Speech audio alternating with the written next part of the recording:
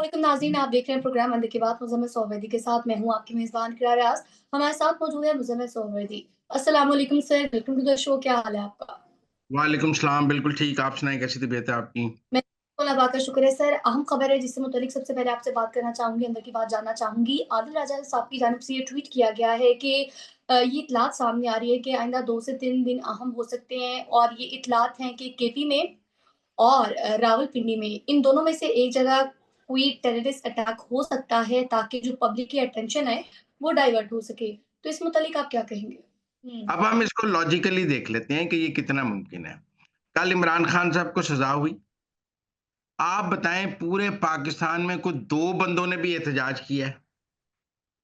Stock exchange 1000 point ऊपर चली गई है जी। और पूरे पाकिस्तान में कहीं पर भी कोई 2 बंदे नहीं निकले एहतजाज करने के लिए, कोई गिरफ्तारी नहीं हुई, कोई मुज़ाहिरा नहीं हुआ, कोई एहतजाज नहीं हुआ, किसी ने कुछ नहीं कहा। एक पुरअमन मुल्क रहा, उनकी सज़ा के बाद पूरा केपी भी पुरअमन रहा। वहाँ उनकी हुकूमत है ना केपी में। आप बताएँ जी, वो कहते हैं जी पंजाब में तो कोई एहतजाज नहीं करने देता। पेशावर में कितने बंदे निकल आए इमरान खान की सज़ा पर एहतजाज करने? हुँ। एपी के बाकी शहरों में कितने बंदे निकल आए, कराची में कितने बंदे निकल आए, लाहौर लिबर्टी में, फैसलाबाद में, गुजरांवाला में, कोई इनका एमएनए अपने किसी हलके में 5 बंदे भी निकाल सका एहतजाज करने के लिए। एस्टेब्लिशमेंट को इमरान खान की सजा के बाद कोई प्रॉब्लम ही नहीं है। आप बताएं को मुल्क के हालात खराब हो गए हैं जो अटेंशन डाइवर्ट करनी है, कोई प्रॉब्लम हो गई है मुल्क में, कोई अदम इस्तेकाम आ गया, मुल्क सुकून से चल रहा है, ना कोई एहतजाज है, ना कोई मुजाहरा है, स्टॉक एक्सचेंज ऊपर जा रही है, मुल्क में इस्तेकाम है, कल से हू का आलम है, यूथिये सारे खामोश हैं। तो ऐसे में कौन सी अटेंशन डाइवर्ट करनी है? टेंशन हुँ। तो तब डाइवर्ट करते हैं जब मुल्क में बड़े फसाद शुरू हो जाते हैं इमरान खान की सजा के बाद। लोग हज़ारों, लाखों की तादाद में सड़कों पर निकल आते और मुज़ाहरे शुरू हो जाते, हुकूमत से कंट्रोल ना हो रहे होते, अमन-ओ-अमान का मसला पैदा हो जाता। तो हम कहते जी फ़ौज को बड़ी ज़रूरत है इस वक़्त अटेंशन डाइवर्ट करने की।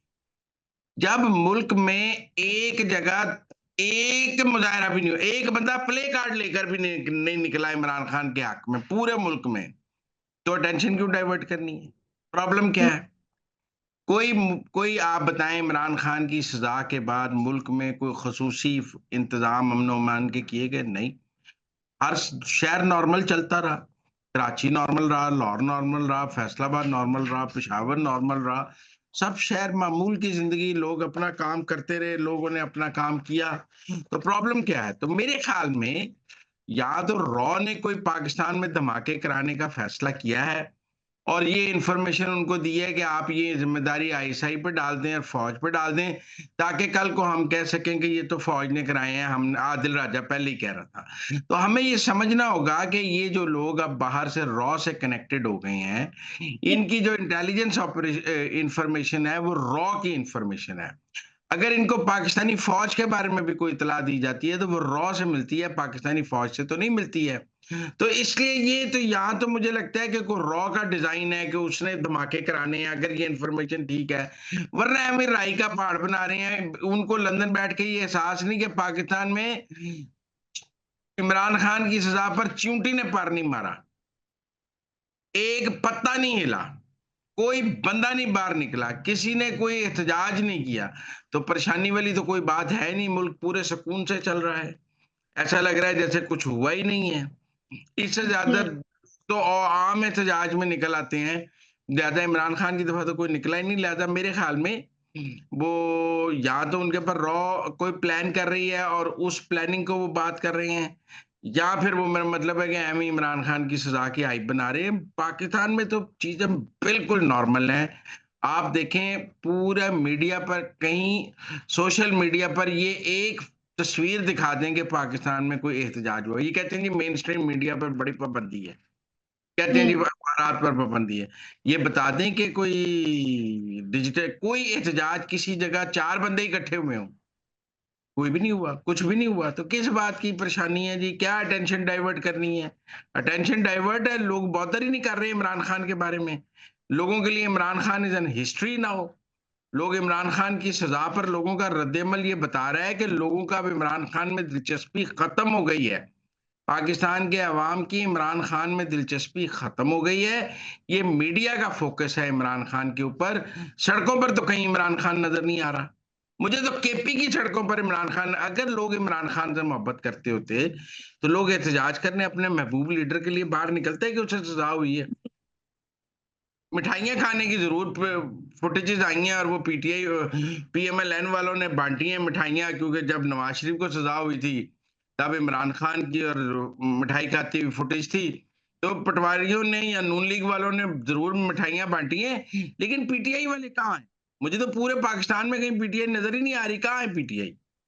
इसीलिए हुँ। हम कहते हैं कि जब आप इस्लामाबाद पर चढ़ाई करते हैं, तो आप सरकारी वसाइल से लोगों को लेके आते हैं। लोग अगर खुद ब खुद एहतजाज करते होते, लोग अपने तौर पर इमरान खान से मोहब्बत पर एहतजाज करते होते, तो कल सज़ा वाले दिन लोग निकल आते एहतजाज करने के लिए। जब जी। सज़ा वाले दिन लोग नहीं निकले, तो अब आप जब निकालेंगे ज़बरदस्ती निकालने हैं ना, अपने पैसे के ज़र पे, अपनी हुकूमत के सर पे, वरना कोई निकलने के लिए तो तैयार नहीं है। जी। सर आगे बढ़ेंगे और अब आपसे बात करना चाहूँगी 190 मिलियन पाउंड केस को लेकर। तो हम देख रहे हैं कि सोशल मीडिया पर काफ़ी ट्रेंड चल रहा है प्रॉपर्टी टाइकून, और हमने बाकी फ़ोरम्स पर भी देखा कि प्रॉपर्टी टाइकून कह रहे हैं। तो ये नाम ना लेने की क्या वजूहत है? क्योंकि मैं देख रही हूँ, अगर अपनी बात करूँ तो लोग तो ये भी कह रहे हैं कि प्रेशर ही बहुत है कि नाम नहीं ले सकते। तो इज़ दैट ट्रू और नॉट? देखिए, मैं इसको प्रेशर तो नहीं कहूँगा। देखिए, प्रेशर तो ये होता है कि कोई एस्टेब्लिशमेंट ने कहा होता, हुकूमत ने कहा होता कि मलक रियाज का नाम ना लें। हुँ। मीडिया ये कोई प्रेशर तो नहीं है, ये मीडिया हाउसेस के माली मुफादात हैं, आप समझें। मतलब जिस चैनल पे मैं काम करता हूँ, वहाँ पे मलक रियाज साहब का नाम लिया जाता है। कुछ चैनल्स हैं जहाँ पर मलक रियाज साहब का नाम नहीं लिया जाता है, प्रॉपर्टी टाइकून कहा जाता है, क्योंकि उन चैनल्स के मलक रियाज साहब के साथ माली मुफाद हैं। वाबस हैं, तो इसलिए ये दबाव का खेल नहीं है, ये माली मुफाद का खेल है। आप कह सकते हैं कि बानी पीटीआई का नाम तो दबाव की वजह से नहीं लिया जाता, कोई पाबंदी है एस्टेब्लिशमेंट की, हम मान लेते हैं, एस्टेब्लिशमेंट कह रही है कि ना लें, लेकिन सोशल मीडिया पे तो लिया जाता है इमरान हुँ। खान का नाम। लेकिन प्रॉपर्टी टाइकून का जो मसला है वो दबाव का मसला नहीं है। मैं नहीं समझता कि फौज कह रही है कि प्रॉपर्टी टाइकून का नाम ना लें, या एस्टेब्लिशमेंट कह रही है, या हुकूमत कह रही है। ये तो माली मफाद का खेल है, और मीडिया हाउसेस के मालकान के माली मफाद की वजह से ये पॉलिसी है। ये पॉलिसी दबाव की वजह से नहीं है, इसको दबाव नहीं कहना चाहिए। ठीक है सर, आगे बढ़ेंगे। अब आपसे पूछना चाहूँगी कि जो हमने देखा कि एक ट्वीट है सेनेटर इरफान सिद्दीकी की जानिब से, कहा गया है कि अगर कई बैकडोर चैनल से राब्ते किए जाएँ तो वो फिर कामयाब नहीं रहते। तो ये क्या इशारा है? एक चैनल नहीं था कि जहाँ से राब्ते किए जा रहे थे पीटीआई की जानिब से, क्या मामला है? असल में ना पीटीआई के सारे लोग ही एस्टेब्लिशमेंट से राब्ते में हैं। मदन हुँ। उमर अयूब भी राब्ते में हैं, शेर अफ़ज़ल मरवत भी हैं, गंडापुर भी हैं, बैरिस्टर गौहर भी हैं, असद कैसर भी हैं, अली मोहम्मद खान भी हैं। सभी एस्टेब्लिशमेंट से अपने-अपने तौर पे राब्ते में हैं, और सभी अलग-अलग बात करते हैं एस्टेब्लिशमेंट के साथ। तो इरफान सिद्दीकी साहब का मौक़िफ़ है कि अगर तो को पीटीआई की तरफ से एक बंदा एस्टेब्लिशमेंट से बात करे, तो शायद कोई बात तय हो जाए। और वो पूरी पार्टी की तरफ से बात करे, और उसके बाद पूरी पार्टी की तरफ से बात करने का मैंडेट हो, और वो पूरी पार्टी की तरफ से बात हो। लेकिन पीटीआई में तो किसी की पूरी पार्टी पे ग्रिप है ही नहीं। बैरिस्टर हुँ। गौहर की गंडापुर पे ग्रिप नहीं है, गंडापुर की शेर अफजल वो असद कैसर पे ग्रिप नहीं है, असद कैसर की अली मोहम्मद खान पे ग्रिप नहीं है। पार्टी तो धड़ों में तकसीम है। लिहाजा एस्टेब्लिशमेंट मजबूर है हर धड़े से अलग-अलग बात करने के लिए। क्योंकि पार्टी में धड़ेबंदी इतनी ज़्यादा है, पार्टी में ग्रुप इतने ज़्यादा हैं कि हर ग्रुप इंडिपेंडेंटली ऑपरेट कर रहा है, और एक ग्रुप दूसरे ग्रुप की बात मानने के लिए तैयार नहीं है। लिहाजा एस्टेब्लिशमेंट जो है वो पीटीआई के हर ग्रुप से इंडिपेंडेंटली ऑपरेट कर रही है, इंडिपेंडेंटली बात कर रही है, उसको इंडिपेंडेंटली मैनेज कर रही है। ये इरफान सिद्दीकी साहब का मौक़िफ़ है कि जब हर ग्रुप अलग-अलग बात कर रहा है, तो फिर बैक चैनल का कोई नतीजा तो नहीं निकलेगा। वो ग्रुप तो जी। अपनी हद तक बात कर रहा है ना। मसलन अगर पीटीआई और एस्टेब्लिशमेंट का कोई मुआहिदा हो, तो पीटीआई ओवरसीज़ उसको मान लेगी? नहीं मानेगी। हुँ। जी। मतलब आप मेरी बात समझें। और मतलब आज आपने मुझसे शुरू में आदिल राजा की बात की, तो आदिल राजा तो कहता है बुशरा बीबी को सज़ा गंडापुर ने कराई है। क्योंकि बुशरा बीबी गंडापुर को हटवाना चाहती थी, तो गंडापुर ने एस्टेब्लिशमेंट से कहा कि बुशरा बीबी को सज़ा कराई है, तो वहाँ तो मेरा मतलब है ऐसा माहौल चल रहा है इस वक़्त। वैसे सज़ा के बाद पीटीआई ओवरसीज़ की भी हवा निकल गई है।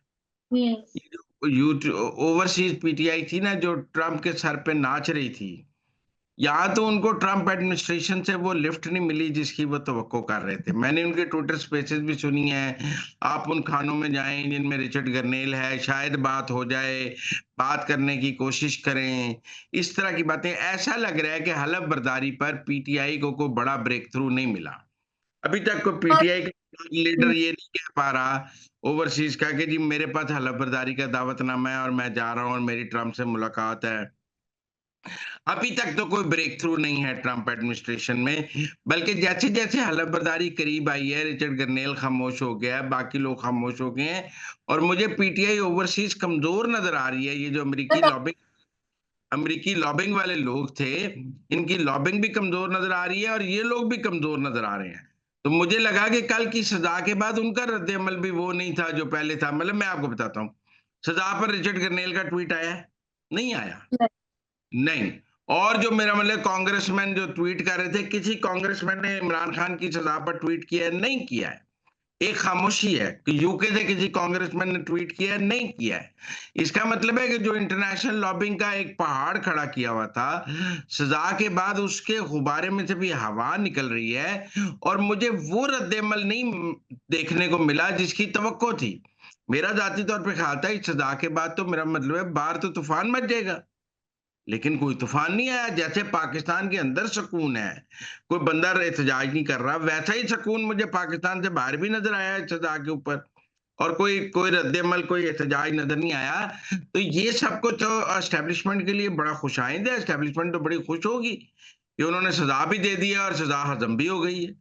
और अगर सज़ा हज़म हो गई है, तो ये इमरान खान के लिए कोई अच्छा साइन तो नहीं है, उनकी कमज़ोरी का निशान है कि अगर वो ओवरसीज़ के सर पे खड़े हुए थे, तो ओवरसीज़ भी डूब गया, सिविल नाफरमानी डूब गई, अमेरिकी लॉबिंग डूब गई, यूके लॉबिंग डूब गई। वो जो लंदन में पार्लियामान के मेंबरान का इजलास था, वो डूब गया। तो मेरा मतलब है काफ़ी ज़्यादा डिबैकल्स हैं, जो इस सज़ा के बाद नज़र आ रहे हैं।